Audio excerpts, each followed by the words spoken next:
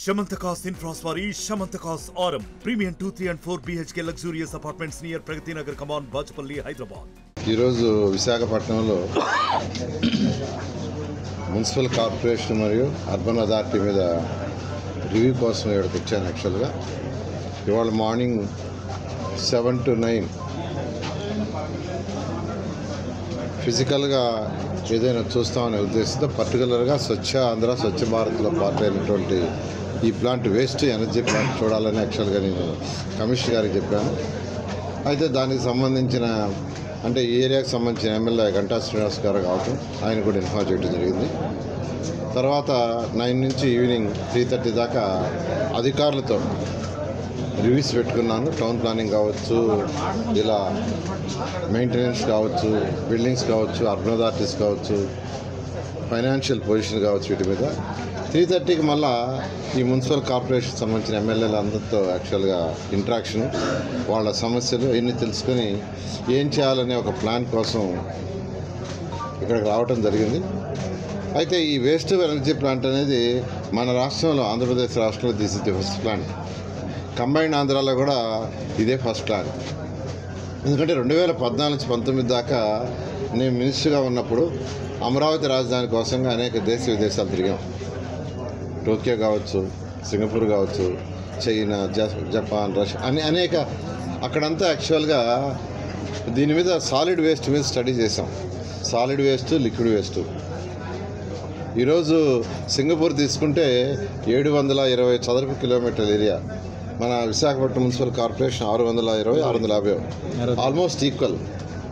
వాళ్ళ దగ్గర 4 ప్లాంట్లు ఇలా ఉన్నాయి. టోటల్ సాలిడ్ వేస్ట్ అంతా 4 ప్లాంట్లు వేస్తారు, బర్న్ అయిపోద్ది, ఎలక్ట్రిసిటీ ప్రొడ్యూస్ అవుతుంది. Tokyo city 1 crore population, 50 divisions, 49 ప్లాంట్లు ఉన్నాయి. నేను చెప్పేది 2014-19లో 49 ప్లాంట్లు, 50 వార్డులు, 49 ప్లాంట్లు. 20 టన్స్ వచ్చిన వేస్ట్ దాని నుంచి ఎలక్ట్రిసిటీ ప్రొడ్యూస్ చేస్తున్నారు. 200 టన్నుల కంటే తక్కువ వస్తే దాన్ని బర్న్ చేసి వదిలేస్తున్నారు.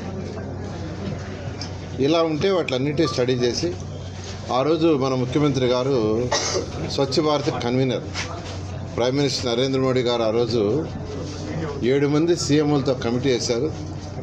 దాంట్లో మన ఆంధ్రప్రదేశ్ నుంచి ముఖ్యమంత్రి నారా చంద్రబాబు నాయుడు గారిని కన్వీనర్గా పెట్టారు. నేను కూడా ఆ మీటింగులకి మంత్రిగా పోయేవాడిని, అక్కడ కూడా డిస్కస్ చేశాను. ఫైనల్గా ఆ రోజు ముఖ్యమంత్రి గారికి సింగపూర్లోను టోక్యోలోని ప్లాంట్ కూడా చూశారు. మేము విజిట్ పోయినప్పుడు వారికి చెప్పడం జరిగింది, వాళ్ళు చూశారు. వెంటనే యాక్చువల్గా ఆంధ్రప్రదేశ్లో అన్ని జిల్లాల్లో 13 జిల్లాల్లో 13 ప్లాంట్లు పెట్టుకుని ఆదేశించారు. ఇక్కడ వచ్చి 1200 టన్తో 15 మెగావాట్ ప్రొడ్యూస్ చేసే ప్లాంట్ వేస్ట్ని బర్న్ చేస్తారు, దాని నుంచి ఎలక్ట్రిసిటీ ప్రొడ్యూస్ అవుతుంది. మిగిలిన యాష్తో బ్రిక్స్ చేస్తారు. అంటే గుంటూరులో కూడా ఒక 1000 టన్స్ యాక్చువల్గా స్టార్ట్ చేశారు. ఈ 2 రన్ అవుతున్నాయి. మిగతా జిల్లాల్లో కూడా టెండర్ పిలిచాం. అయితే ఇంతలో గవర్నమెంట్ పవర్తో అవన్నీ ఆగిపోయినాయి.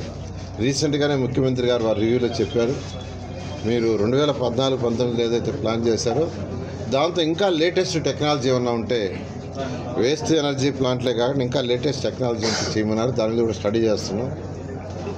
అయితే ఇక్కడ ప్లాంట్లో స్మెల్ వస్తుంది, స్మెల్ రాకుండా చూడండి యాక్చువల్గా లోకల్ ఎమ్మెల్యే గారు గంటా శ్రీనివాస్ గారు చెప్పడం, దాని మీద వాళ్ళు ప్రత్యేకంగా ఇక్కడ యాక్చువల్గా నేను దీన్ని విజిట్ చేయడానికి వచ్చాను. ఎందుకంటే నేను టోక్యోలో, సింగపూర్లో ఇక్కడ పర్యటించినప్పుడు అక్కడ స్మెల్ రావట్లా. అందుకని ఇప్పుడు జిందాలోకి కూడా చెప్తున్నాను, వచ్చే కొద్ది స్మెల్ కూడా రాకుండా ఉండటానికి ఏం చేయాలో వర్కౌట్ చేయండి. ఈ విధంగా మున్సిపాలిటీస్ బలోపేతం కావటానికి, అంటే డెవలప్మెంట్ వర్క్ చేసుకోవడానికి కానీ, ఏదైనా సంక్షేమ పథకాలు చేయడానికి కానీ, ఈ విధంగా ఈరోజు నేను మున్సిపల్ శాఖ వచ్చిన తర్వాత అన్నీ స్టడీ చేసి ఎక్కడెక్కడ ఫైనాన్స్ విండో చేస్తున్నాను. అదేవిధంగా స్వచ్ఛ భారత్లో 2021లో అంటే 3 సంవత్సరాలు అయిపోతుంది, 2980 కోట్లు కేంద్ర ప్రభుత్వం శాంక్షన్ చేసింది. దాంట్లో మన షేర్ కూడా ఉంది. ఫస్ట్ ఇన్స్టాల్మెంట్ వాళ్ళు 298 కోట్లు ఇచ్చారు. మన స్టేట్ గవర్నమెంట్ 150 కోట్లు ఇస్తే మళ్ళీ సెకండ్ ఇన్స్టాల్మెంట్ 298 ఇచ్చేవాళ్ళు, వదిలేశారు. స్టేట్ గవర్నమెంట్ మ్యాచింగ్ ఇవ్వక 11 కోట్లు మ్యాచింగ్ ఇచ్చి వదిలేశారు. సెంట్రల్ గవర్నమెంట్ సెంట్రల్ 2వ ఇన్స్టాల్మెంట్ ఇలా. మన ముఖ్యమంత్రి గారే చెప్తే ఫస్ట్ ఇమీడియట్గా 150 కోట్లని ఫైనాన్స్ డిపార్ట్మెంట్ని ఇమ్మీడియట్గా మున్సిపాలిటీకి ఇవ్వమన్నారు. ఇచ్చి ఆ డబ్బులన్నీ ఖర్చు పెట్టేయండి, తర్వాత మళ్ళీ 290 కోట్లు తీసుకురండి అని చెప్పారు. అంటే 2014 నుంచి 19 దాకా ఉన్నప్పుడు మమ్మల్ని అందరినీ ముఖ్యమంత్రి గారు తరివేవాడు ఢిల్లీకి, పోండి ప్రాజెక్ట్స్ తీసుకురండి, మ్యాచింగ్ ఫండ్ స్టేట్ గవర్నమెంట్ ఇస్తుంది, పనులు చేయండి అని. అసలు సెంట్రల్ గవర్నమెంట్ డబ్బులు ఇస్తే దాన్ని వాడకుండా ఇలా ఈ గత ప్రభుత్వం మొత్తం అన్ని వ్యవస్థల్ని నిర్వహణ చేసింది. టీడీఆర్ బాండ్ల విషయం కూడా అందరికీ చెప్తున్నాను. నెక్స్ట్ మంత్ ఎన్నికల్లో క్లారిటీకి వస్తాం. కమిటీలు వేస్తున్నాం, కోర్టు ఇచ్చిన ఆదేశాల ప్రకారం కమిటీలు వేసాం. ఆ కమిటీల రిపోర్ట్ వచ్చిన తర్వాత కోర్టు ఆదేశాల ప్రకారం ఇంప్లిమెంట్ చేస్తూ నెక్స్ట్ మంత్ ఎన్నిక కంప్లీట్ చేస్తామని రాష్ట్ర ప్రజలందరికీ తెలియజేస్తున్నాను. అదేవిధంగా అన్నా క్యాంటీన్స్ అంటే డెవలప్మెంటే కాదు, మా ముఖ్యమంత్రి గారు ఒకటే చెప్తారు, సంక్షేమ ప్రజలకు జరగాల, డెవలప్మెంట్ జరగాల. అందులో భాగంగా మా మున్సిపల్ శాఖలో అన్నా క్యాంటీన్ స్టార్ట్ చేయమని ముఖ్యమంత్రి గారు సైన్ చేసిన 5 సిగ్నేచర్లు ఒకటి ఉంది. 100 రోజుల్లో చేయమంటే మా అధికారులు 60 రోజుల్లోనే 100 అన్నా క్యాంటీన్ స్టార్ట్ చేశారు. 100 రోజుల్లోనే. మళ్ళీ ఇంకొక 75 అన్నా క్యాంటీన్స్ని సెప్టెంబర్ 13 స్టార్ట్ చేస్తున్నారు.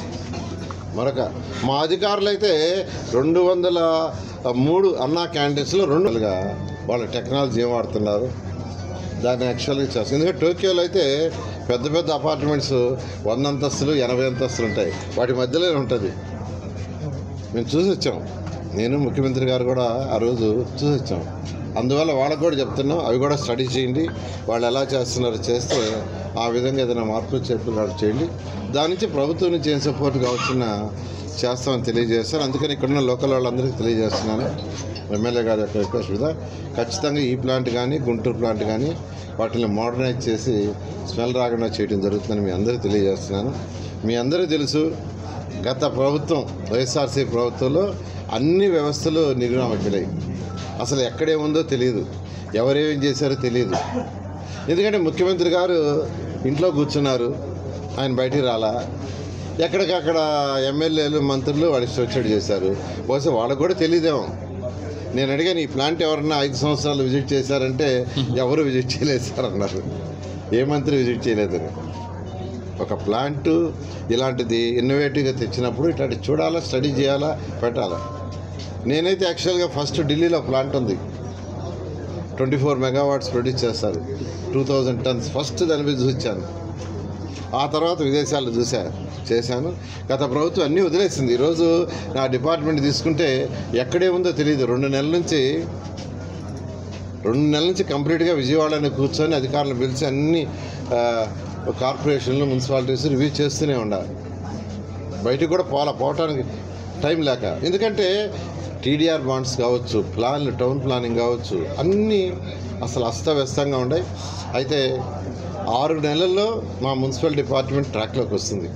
అసలు అన్నిటికంటే ఆశ్చర్యకరం ఏంటంటే 15th ఫైనాన్స్ డబ్బులుకి మ్యాచింగ్ ఫండ్ ఉండదు. జనరల్గా సెంట్రల్ గవర్నమెంట్ ఏదన్నా డబ్బులు ఇస్తే మన మ్యాచింగ్ ఉంటుంది, 50%, 40%, 60%. 15th ఫైనాన్స్ ఉండదు. 15th ఫైనాన్స్ మనకు పర్ హెడ్ లెక్కన ఇచ్చేస్తారు, మున్సిపాలిటీస్కైనా పంచాయతీలకైనా. 2023-24 ఫస్ట్ 6 మంత్స్కి, అంటే లాస్ట్ మార్చి నుంచి సెప్టెంబర్కి 454 కోట్లు మనకు రావాల్సి ఉంటే మనకి ఇచ్చారు వాళ్ళు. 454 కోట్లు ఇచ్చారు. దాన్ని మున్సిపాలిటీస్కి ఇచ్చేస్తే, ఎవరి మున్సిపాలిటీస్కి మళ్ళా మన సెప్టెంబర్ నుంచి మార్చి దాకా 300 కోట్లు రిలీజ్ చేస్తూ ఉంటున్నారు వాళ్ళు. అది కూడా మున్సిపాలిటీస్కి ఇచ్చేస్తే ఈ మార్చి నుంచి ఈ సెప్టెంబర్ దాకా 454 కోట్లు వస్తుంది. అసలు దాన్ని కూడా వదిలేశారు. నిజంగా నాకు ఆశ్చర్యం వస్తుంది. దానికి నో మ్యాచింగ్. అంటే ఆ డబ్బుల్ని ఫస్ట్ వాళ్ళు ఇచ్చిన 454 కోట్లు డైవర్ట్ చేశారు. 454 కోట్లని లాస్ట్ మార్చి నుంచి సెప్టెంబర్ దాకా ఇచ్చిన 454 కోట్లు డైవర్ట్ చేశారు. మున్సిపాలిటీస్కి ఇవ్వాల, స్టేట్ గవర్నమెంట్ ఇవ్వాల. అందుకని వాళ్ళు సెకండ్ ఇన్స్టాల్మెంట్ ఇవ్వలేదు, ఈ ఇయర్ ఫస్ట్ ఇన్స్టాల్మెంట్ ఇలా. మన ముఖ్యమంత్రి గారికి చెప్పంగానే ఇమ్మీడియట్గా ఫైనాన్స్ డిపార్ట్మెంట్ చెప్పి 454 కోట్లు యాక్చువల్గా మున్సిపాలిటీస్ డైవర్ట్ చేశారు. బహుశా మళ్ళీ మరొక 300 కోట్లు ఫైనాన్స్ డిపార్ట్మెంట్ నుంచి మళ్ళా సెంట్రల్ నుంచి రావడానికి మా అధికారులు ప్రయత్నిస్తున్నారు. బహుశా అవి కూడా ఒక 15 రోజుల్లో రావచ్చు. రాగానే మళ్ళీ అవి కూడా మున్సిపాలిటీస్కి ఇస్తాం. అది కూడా ఇవ్వగానే మరొక 454 కోట్లు ఈ మార్చి నుంచి ఈ సెప్టెంబర్ వరకు అందరితో డిస్కస్ చేస్తున్నారు ప్రజాప్రతినిధులతో. అందరి సలహా మేరకు ముందుకు పోవటం జరుగుతుంది. తణుకులో రిపోర్ట్స్ వచ్చినాయి, యాక్చువల్గా ప్రిలిమినరీ రిపోర్ట్స్. అది 59-69 కోట్లకి యాక్చువల్గా బాండ్స్ ఇవ్వాలంటే వాళ్ళు 730 కోట్లు విలువ చేసే బాండ్స్ ఇచ్చారు. అదేవిధంగా తిరుపతి డిఫరెంట్ ప్లేస్లో కూడా జరిగింది.